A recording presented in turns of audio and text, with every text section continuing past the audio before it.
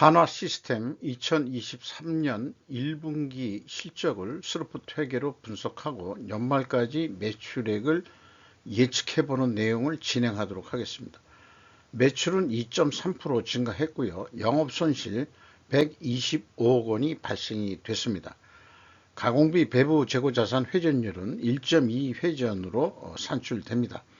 구독, 좋아요 부탁드리고요. 1.5배속 보시기 바랍니다. 잠깐 실례하겠습니다. 시작하자마자 목이 잠기네요. 매출은 4,394억 원으로서 전년보다 2.3% 증가했는데 재고자산이 26.4%로 매우 크게 증가했습니다. 원가회계상으로는 이익의 증가이나 스루풋상으로는 이익의 감소입니다. 판매관리비가 25.3% 증가해가지고 영업이익은 25.1%가 감소했습니다.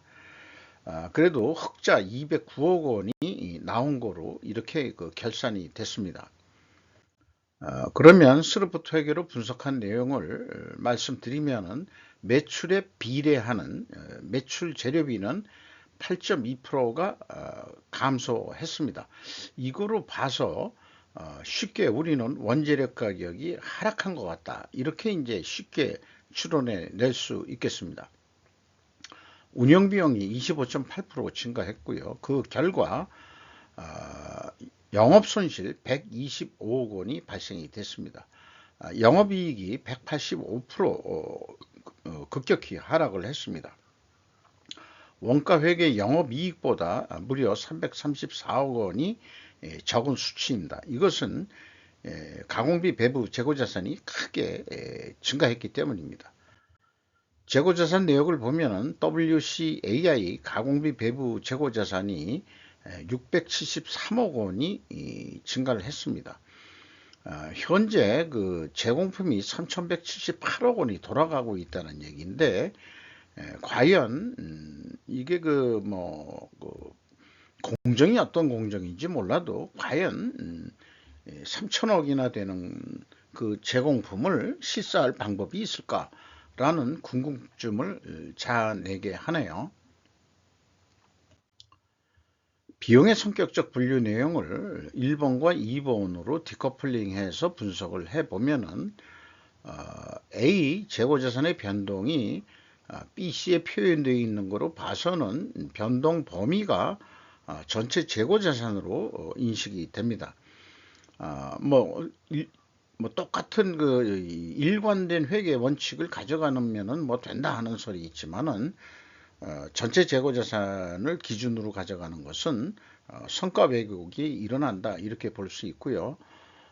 어쨌든 매출원가 재료비가 19.3% 감소했고 운영비용은 25.8%가 증가했습니다. 이 운영비용에서 판매관리비를 뺀 이 금액 2,186억 원이 공장 가공비가 되겠는데 이게 25.9% 증가했고요.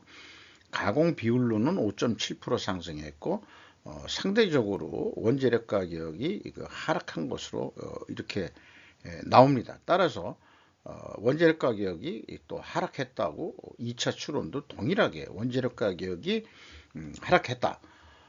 일반 업종들은 모두 일반적으로 대부분 원재료 가격이 상승한 것이 추세인데 하나시스템이 독특하게 원재료 가격이 하락한 것으로 이렇게 추론이 되네요. 재고자산 매출원가 회계 투명성 검증 3단계로서 PQ 총재료비용의 차이액과 PQ 생산재료비의 차이액은 동일한 것이며 그것은 또한 재고자산의 변동 범위의 차이액과 동일한 것입니다.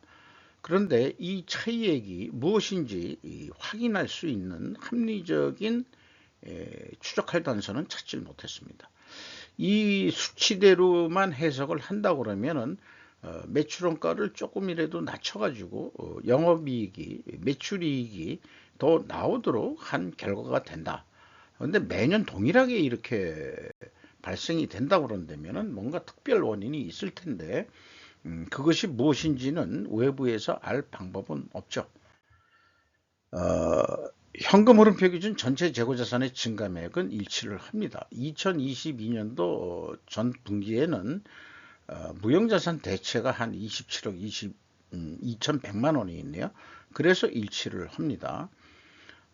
그래서 무형자산이 뭐길래 할까 해서 이 재무상태표를 보면은 유형자산보다 무형자산이 더 많은 기업입니다. 이게 줄어든 거는 되어 있어도 이게 감가상각비 때문에 줄어든 거로 이렇게 보여지고요. 유형자산은 추가 투자가 있었던 거로 그렇게 보입니다. 운영비용에서 인건비가 1,073억 원이 집행이 돼서 27.1% 증가했고요. 직원 수가 328명이나 증가했습니다. 연간 연봉으로 환산하면 한 9,900만 원 예상이 되고요. 임금 인상률은 17.5% 인상이 됐습니다. 인당 평균 매출액이 좀 줄어든 게 좀 아쉽네요. 그 직원들이 매우 많이 증가를 해서 이렇게 일자리 창출을 위해서 증가한다는 것은 매우 감사한 일이죠. 지급 수수료가 25.4% 증가했습니다. 경영평가 지표로 와서 재고 회전율이 하락을 했습니다. 그리고 스루픈율은 상승을 했어요. 이렇게 역방향이면은 부식회계 개연성 가정을 하는데 하나 시스템은 우리는 부식회계 하는 기업이 아니요라고 반증을 하시려고 그러면은 원재료 매입 가격 상승과 판매 가격 인상으로 입증해야 됩니다. 이 반중 추론은 이 모순이 되죠. 1차, 2차 추론은 원재료 가격이 하락했을 거라 하는데 이 경우에는 상승으로 나오게 됩니다. 이것을 우리는 어떻게 합리화할 수 있을까? 한 번 더 좀 나가 보도록 하죠. 지금까지 내용을 하나의 충분조건 논리 연습 도구로 다시 정리를 해보면은 만약 뭐뭐가 되면 그러면 뭐뭐가 될 것이다. 왜냐하면 라고 설명을 할 수 있어야 됩니다. 만약 재고 회전율 하락과 스루픈율 상승 역방향이면 분식회계 개연성 가정을 세운다. 왜냐하면 반증을 하기 위해서는 원재료 가격 상승과 판매 가격 상승 가격 데이터를 확인할 수 있기 때문이다. 라고 얘기를 해야 됩니다. 이걸 과연 우리가 확인할 수 있냐면 전혀 그럴 수가 없죠. 그 다음 장에 또 말씀드리겠습니다만, 그리고 또한 그 투명성 입증을 위해서 필연적으로 존재할 다른 결과의 증거를 우리는 무죄의 증거로서 찾아야 되는데 재고 회전율을 수량으로 산출해 볼 것. 그 다음에 재고 자산의 변동 범위 기준을 WCAI로 통일을 시킨다. 이것이 전제가 됐을 때 좀 입증이 될 것으로 판단이 됩니다. 원재료 및 제품 가격 추이를 생략을 좀 하고 있었는데 아무래도 궁금증은 벗어날 수가 없어서 하지만은 방위산업업체는 이제 기대하기가 어렵죠. 안보 및 보안 사항으로 알려주질 않습니다. 그래서 금액 비례로 간접 접근해 보는 방법을 취해 보면은 이게 그 매출 재료비 증가가 8.2% 감소한 거죠. 근데 재료 비율이 50%거든요. 그러면 이제 가격 인하 압박률이 그 4.1%가 되는데 거꾸로 2.3%가 매출액이 증가했으니까 판매 가격 수주 판매 가격이 조금 오른 거다. 이렇게 설명할 수가 있겠죠. 납품 판매 가격이 상승해도 실제적으로 영업 손실이라는 것이 수면 위로 노출시킬 수 있어야 한다. 즉 계약 단가를 증액시켜 줘야 되지 않겠느냐. 이런 생각을 해보게 됩니다. 그러니까 그 원가 회계는 제공품이 많이 증가해가지고 이익이 난 것처럼 결산이 됐지만 실질적으로는 적자다 하는 것을 방위산업청한테 솔직히 얘기를 해야 될 겁니다. 그래서 그 관리회계, 원가회계가 이 세계를 지배하기 때문에 관리회계라는 이름을 붙여서라도 실제 내막은 이렇소라고 얘기를 해줘야 될 것입니다. 이런 결과를 가지고 원가 회계 패러다임으로 그 예측을 해보면은 한 연말까지 한 2조 원 정도 할 것 같다. 그런데 요거를 납품 단가로 비유를 해보자고요. 이 제안서라는 게 견적을 낼 때 이렇게 내게 될 것입니다. 이 견적을 낼 때는 그 재고 뭐 그런 거를 안 따지죠. 어떤 그 방위산업청에서 그 수주 계약을 하는데 그 뭐 브릭다운 해가지고 뭘 다 가져와라 한다 그러면은 아주 크게 나눠서는 생산 재료비 얼마 들어가고 가공비 얼마 들어가고 그다음에 판매 관리비도 얼마 들어가고 우리 마진은 어느 정도 받아야 되지 않겠소. 뭐 이래 가지고 내면은 견적 가격이 200 이걸 뭐 그냥 어떤 부품이라고 생각해서 200만 원, 204만 4천 원 정도 된다. 그러면은 뭐 협상을 해가지고 뭐 무지 깎으려고 노력을 헐려는지 모르지만은 200만 원에 계약이 됐다면은 재고가 25% 증가한다고 봤을 때 12만 3,920원 이익이 난다 이런 얘기예요.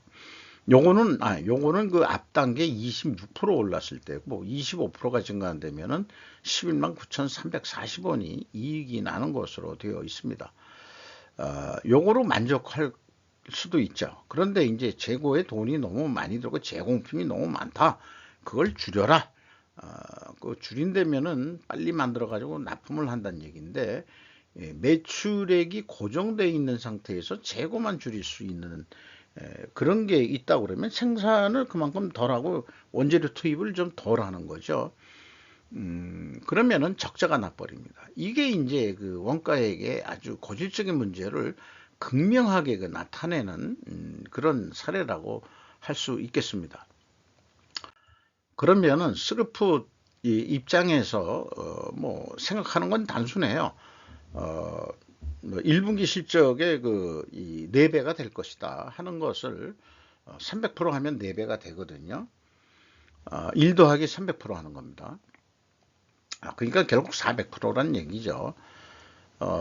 그런데 스루풋 회계상으로는 적자니까 이거를 마이너스 300으로 해서 거꾸로 249원의 영업이익을 내겠다고 작정을 한다면은 제한가로서 1조 8천억 원대 다시 그 원단위로 다시 얘기하면은 188만 원 정도면은 될 것 같다.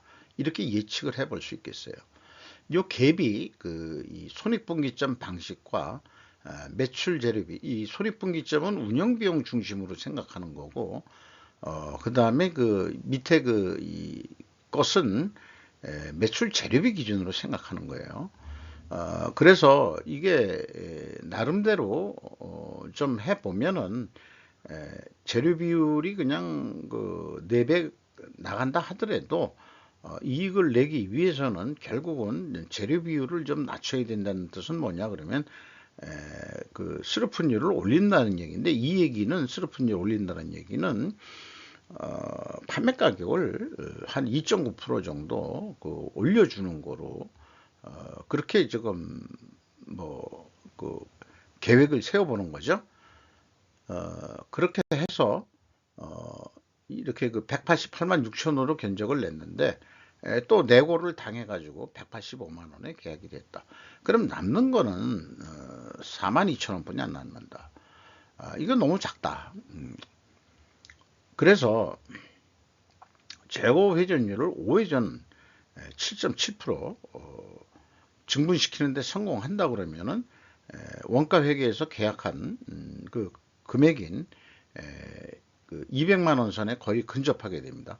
그러면은 그 이익이 충분히 그 나올 수 있다. 관건은 그 재고 회전율을 그 올리는 방법이다. 이렇게 말씀드릴 수 있겠고요. 기존 제공품을 줄여 재고 회전율을 5회전 달성하면 매출액은 원가 계약 수준까지 달성할 수 있고 원가 회계 납품가격보다 낮은 가격을 제시하면서도 영업이익도 원가 회계보다 높게 확보가 가능할 것이다라고 저는 말씀드릴 수 있겠습니다. 그래서 그 1분기 거를 몇 군데 이렇게 그 샘플링을 하면서 어떤 경우는 원가 회계 예측액이 높게 나오고 어떤 경우는 낮게 나오는데 왜 그럴까 한 거를 곰곰이 좀 생각을 해 봤어요. 그런데 그걸 한번 제가 그냥 읽어 보겠습니다. 제목은 스루풋 회계 패러다임은 인플레를 완화시킨다, 이렇게 좀 말씀드리고, 또 결론적으로는 재고 회전율, 가공비 배부 재고 자산을 재고를 줄여라, 이렇게 얘기를 할 수 있고, 근데 원재료는 자원 확보 전쟁인 자원 전쟁 시대에는 원재료는 어떻게 해서든지 확보해야 된다는 거죠. 원가 회계 패러다임은 재고의 증가는 이익의 증가 로직입니다. 가공비를 재료비에 배분하는 것이 제조 원가이고, 이것이 가격 인상을 저는 부추긴다, 이렇게 진단하고 있습니다. 사업계획 매출 예측을 하면서 가공비 배부에 더해 재고의 증가는 납품 판매 가격이 높게 나오게 됩니다. 해보면은 WCA 재고 증가 시 제조원가 회계에 의한 견적 가격은 높게 나오고, 스루풋 회계에 의한 견적 가격은 일반적으로 낮게 제한할 수 있습니다. 반대로 원가 회계 패러다임은 재고 자산의 감소는 이익의 감소 로직입니다. 사업계획 매출 예측을 하면서 가공비 배부가 있다 해도 재고의 감소는 납품 판매 가격이 낮게 나오게 만듭니다. 그래서 WCI 감소 시 제조 원가에 의한 견적 가격은 낮게 나오게 되는데, 그러니 견적 가격을 부풀리고 구매 협상에서 갑이 무조건 가격을 후려친다고 주장하게 됩니다. 뭐 이런 상황이니까 이런 거를 알고 있는 구매 담당자라면은 무조건 가격을 치려고 그럴 거예요. 이랬을 것이다라고 뭐 보는 거죠. 뭐 재고가 증가했든 뭐 감소를 했든, 구매 쪽에서는 그건 당신들 내부적인 사정이고, 그 가격 협상에는 뭐 재고를 왜 반영해야 되느냐 마느냐는 그 협상에서 그 제외되는 사항이다, 이렇게 또 얘기할 수는 있겠죠. 그런데 스루풋 회계에 의한 견적 가격은 높게 나와요. 재고의 감소 때 직접 제 그 시뮬레이션을 해보면은, 그래서 이 현실 원가 회계가 지배하는 이런 거기 때문에 결국은 이게 그 견적 가격이 높게 나오지만 원가 회계에서 나온 그 계약 가격대로 계약할 수밖에 없을 거예요. 그러면은 이익이 좀 적게 나올 텐데, 방법은 재고 회전율을 극대화시키는 방법 외에는 없을 것입니다. 이렇게 이제 제가 정리를 해보게 됩니다. 주가는 13,810원으로서 그 전년 말보다 3,260원 상승했고요. 장부 가격 대비 100%가 넘어서 111%까지 산출이 됩니다. 많이 올랐죠.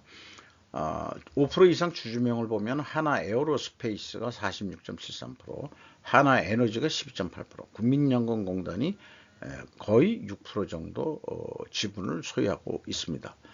이상 하나 시스템 2023년도 1분기 실적을 스루풋 회계로 분석을 하고, 뭐 여러 가지 얘기했습니다만은 2023년도 매출 예측까지 해보는 내용을 진행했습니다. 감사합니다.